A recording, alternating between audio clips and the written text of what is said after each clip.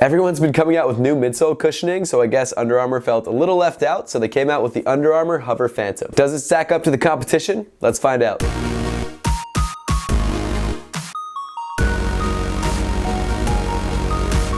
What's up everybody, I'm Seth Fowler and today I'm reviewing the brand new Under Armour Hovr Phantom. Thanks so much for tuning in today guys. Make sure to give me a follow on Instagram and on Twitter at RealSethFowler if you haven't yet. Also make sure to head on over to Twitch and give me a follow over there at Seth Fowler. But with all that out of the way, let's get into it. I know I haven't done a lot of Under Armour reviews and it's not because I don't like Under Armour. I love Under Armour. They're from Baltimore, I'm from Baltimore. Steph Curry has a brother named Seth Curry. Their brand color is red. My favorite color is red.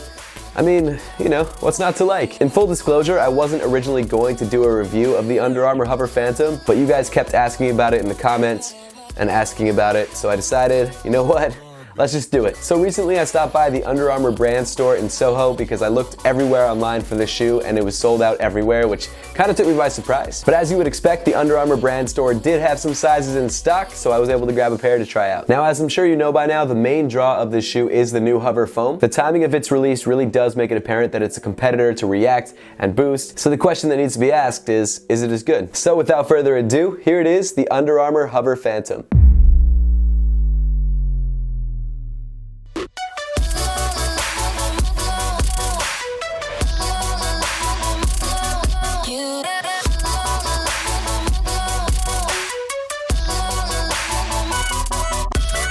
Right off the bat, I think it's fair to say that visually, this is more of a performance shoe than a lifestyle shoe. I know a lot of people that would rock the shoe for lifestyle, and I've even worn it around a bit. And with that said, it's not a bad looking shoe at all, it's just definitely performance driven. Starting off on the toe of the sneaker, you've got this black knit material. Around the edges of the toe box, the knit is a little bit tighter for more durability, but as you get towards the center of the toe, it gets more kind of wrinkly, I guess is how I describe it. It almost looks like pleated, I guess. I mean, that's the only word I can think to describe it. That wrinkled portion allows the knit to really grip your foot nicely, but also be flexible so you don't feel like you're constricted into the shoe. It's definitely a nice touch, and when I was looking at it at first before trying on the shoe, I didn't know how it was gonna feel, but it does actually feel really nice. It's not as breathable as something like the Ultra Boost, but it's really not bad. That same wrinkled knit runs up the center of the shoe where the tongue would usually be, because of course this is a one-piece construction. That allows for some stretching or compression depending on what you need when you tighten the shoe. You've got these flat black laces with red accents sprinkled throughout. At the top of the shoe, you've got this sock-like ankle collar, which has really become common for a lot of these one-piece construction sneakers. This area allows for a nice snug fit without feeling too tight on your ankle. Moving inside the shoe, you find one of Under Armour's proprietary technologies called SpeedForm, and basically what that means is that the sock liner of the shoe is molded together with the outside of the shoe, so it's a lot thinner and a lot more durable. The heel is relatively well padded, as is the midfoot of the shoe. I mean, it's not like crazy plush, but it's definitely more padding than what you get on the Nike Epic React. I mean, it's a comfortable upper, it definitely feels good. The insole of the shoe is red and it's non-removable because it's part of that SpeedForm process. The insole has this really nice sort of memory foam feel to it, which I like,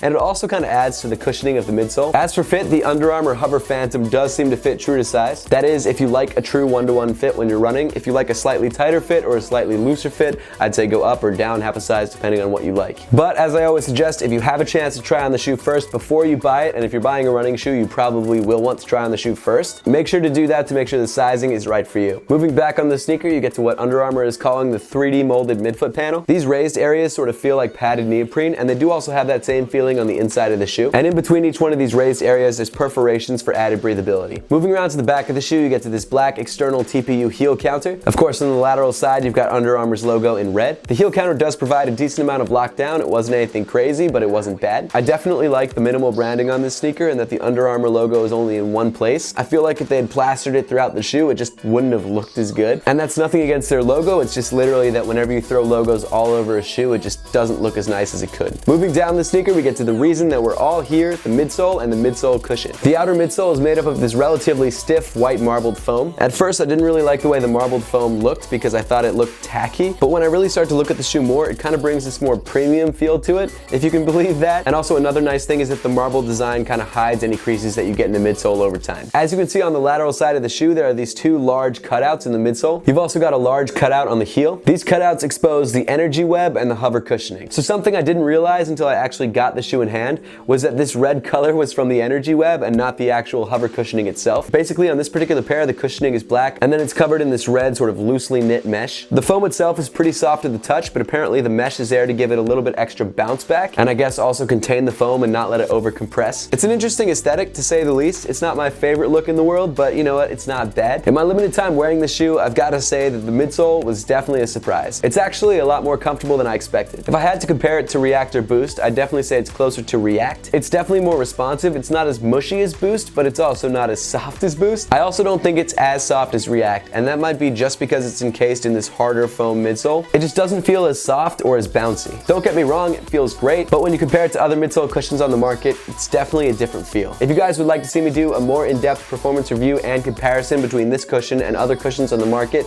make sure to leave a comment in the comment section down below. Finally, moving to the bottom of the sneaker, you get to this crazy durable black rubber outsole. The outsole has a lot of these nubs running along it for traction, which is probably a good thing. I still have yet to run in this shoe, so I don't know how well this will hold up over time, but as of right now, it feels a lot thicker and a lot stiffer, and honestly a lot more durable than the outsole on the Ultra Boost or on the Epic React. One kind of interesting feature that caught my eye was a sort of circular area on the heel of the shoe. It's got the Under Armour logo in the center of it, but when you press it, it's really cushiony and really soft, and I'm not sure if that's because you're just pressing directly on the hover cushioning or what the deal is, but it's definitely a different feel than the rest of the midsole. Overall, the Under Armour Hovr Phantom is definitely a performance-driven shoe, but I think a good shoe overall. This shoe retails for $130 or $140 if you get it with the app. Unfortunately, the only option that they had at the Under Armour store for me was the app version, which I'm never going to download or install because I'm not a serious runner, so that was kind of a bummer, but it is what it is. Aesthetically, this shoe isn't my style, but I do know a lot of people who probably would love the way this shoe looks. And as for the hover cushioning, I think it's great. I think it's a really nice feeling shoe, and I definitely need to spend a bit more time in the shoe before I'm willing to compare it to Boost or to React directly. But a pretty solid shoe overall, I've got to say. Now that we've got the review out of the way, let's throw these guys on feet and see how they look.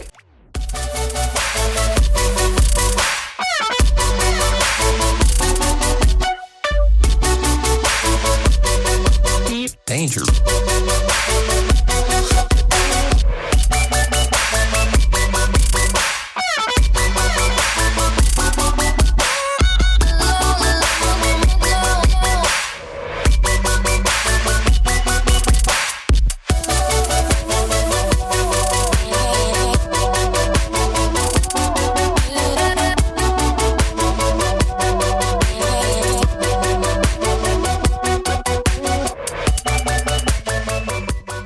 Make sure to leave a comment in the comment section down below letting me know what you think of the Under Armour Hovr Phantom and whether you'd consider getting a pair for yourself. And as always guys, thank you so much for watching. Please make sure to give this video a big thumbs up if you liked it. Subscribe to me, Seth Fowler, if you want to see more content just like this, and follow me in all other forms of social media. The links will be in the description below.